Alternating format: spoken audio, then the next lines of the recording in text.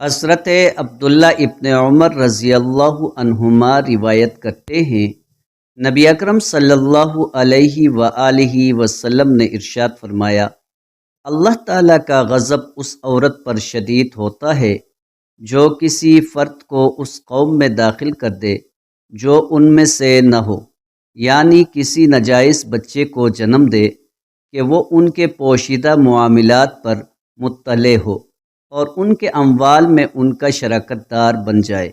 مجموع زوائد حدیث نمبر 7146۔ حضرت حنظلہ رضی اللہ تعالی عنہ روایت کرتے ہیں، نبی اکرم صلی اللہ علیہ وآلہ وسلم نے ارشاد فرمایا، بالغ ہونے کے بعد یتیمی نہیں ہوتی، اور لڑکی کو جب حیض آ جائے تو پھر یتیمی نہیں ہوتی۔ مجموع زوائد حدیث نمبر 7154۔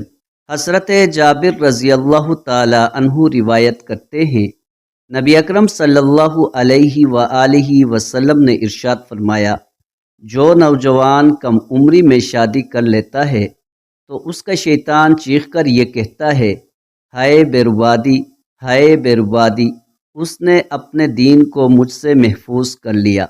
مجموع زوائد حدیث نمبر 7316۔